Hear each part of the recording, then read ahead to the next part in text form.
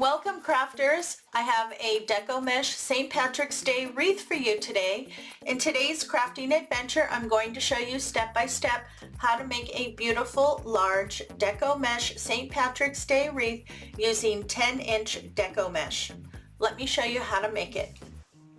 To get started on today's project, you're going to need one of the 14-inch working wreath forms. Now, if you've never put one of these together, I will link a short tutorial in the description box that'll show you how to put together one of these. And you're also going to need 2 rolls of 10-inch by 10-yard Deco Mesh. And this one is burlap mesh. I picked this up from Craft Outlet. But any jute colored or neutral based mesh will work, and you will need 2 rolls. I have 1 roll of my 10-inch by 10-yard mesh. You want to scrunch your ends. And then we're going to start attaching the mesh on the inner ring. So start at one of your pipe cleaners that are set on the inner ring. And twist that down, make sure that's nice and secure. And to start off this wreath base, we're going to be doing the poof method, and then we're going to go back in and fill in with the cruffle method. That's going to give us a really big, beautiful base. And you want to start measuring from where you attached it right here to your wreath form. Measure it 8 inches, pinch, go to the next pipe cleaner, place it in and give it a twist. Just keep measuring 8-inch poofs and attaching to the inner ring.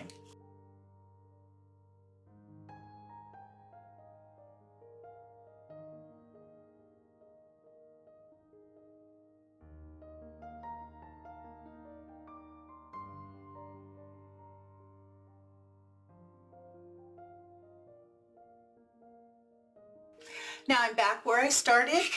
So I'm going to move to the outer ring, and all you do is just drop from the one above to the one below. And then measure again at 8 inches and finish your outer ring.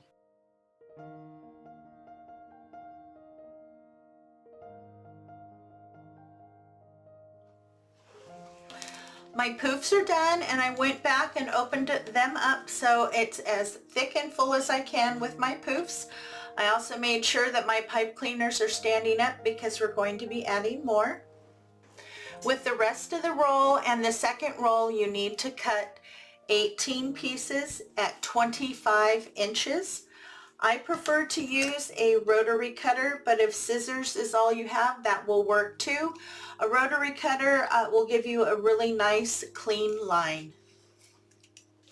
I pulled out these 2 ribbon I picked up from craftoutlet.com. I really like this one. I love the neutral background with the black stripes, and then the addition of the clovers on top with the little shamrock hats. Absolutely love it. This did come from Craft Outlet. It is 1.5 inches at 10 yards, and it is $4.31.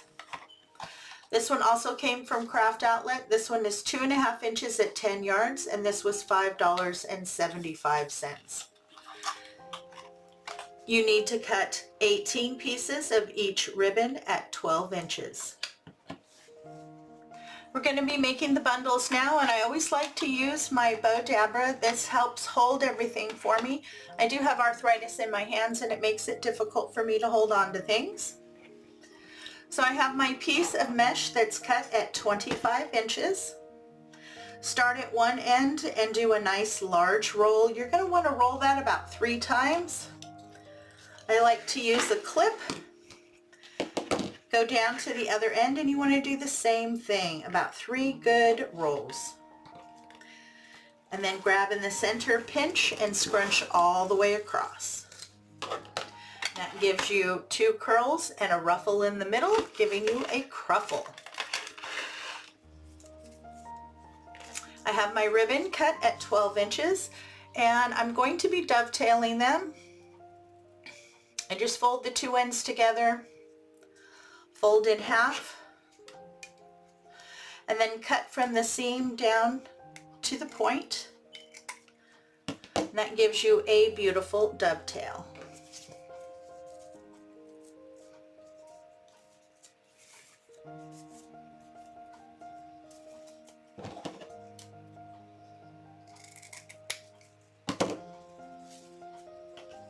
And layer the smaller ribbon on top of the large.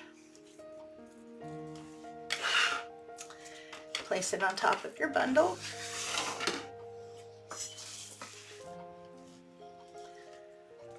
And then I always like to start placing mine on the inside and then move to the outside. And as you place your bundles, you want to place them sideways like this. You don't want to place them this way. By placing them sideways, you're going to get a really nice thick base, and you're still going to have a little bit of an opening in the center.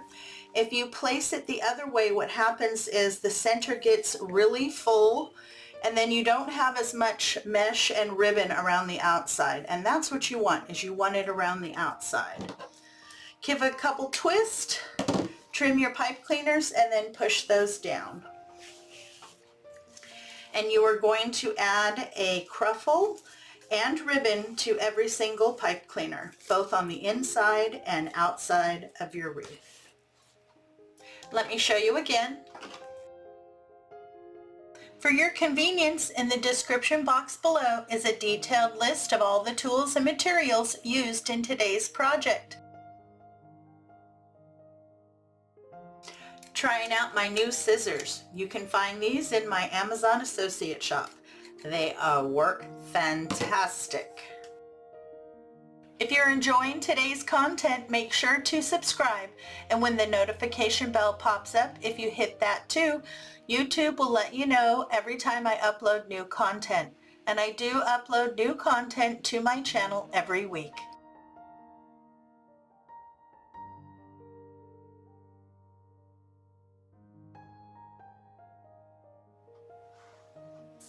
I have my base complete, and I'm really happy with the end result. Look at how beautiful that is. I love that ribbon on that neutral background. Now, as you style your ribbon, you want to pull everything up. I kind of curl my ends down, and then you want to pull it to the outside of the wreath. As you can see, I've left the center open, and I did that for a reason. I'm going to be placing my sign right in the center, and this is the sign that I'm using. I picked this up from Dollar Tree.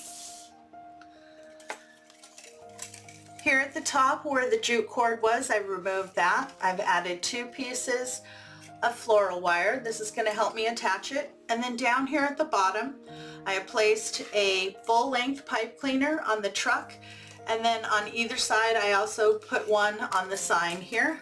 That way I know everything is going to sit exactly the way I want, and this isn't going to flap or move if it gets windy outside. And I always like to put my signs right up on top of my mesh. And to get this attached, you just take your floral wire and your pipe cleaners, you feed it through the mesh and attach it to that wire frame in the back. I have my sign attached. I think that looks so pretty. I love the way they did the truck with that plaid. I think it looks great with the ribbon. Now there's one more embellishment I want to add, and that's a package of the shamrock picks. And I like that they come on a really long stick, because then you can decide exactly how far you want them to come out. And I'm going to use one package. You get 6 in a package. If you don't want the stem too long, just go ahead and trim it.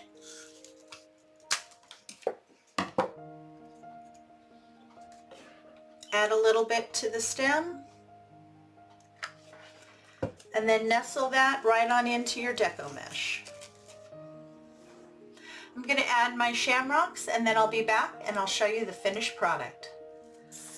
And there you go, we're all done. I absolutely love the final product. I think the shamrocks were the perfect final addition for this wreath. Well, I hope you enjoyed today's tutorial. If you did, please give me a big thumbs up and show some love in the comments. This really does help support my channel. If you're looking for more St. Patrick's Day inspiration, you want to check out my playlist. You can click into it right here. Have a great day, take care of yourself, and I'll see you in the next video.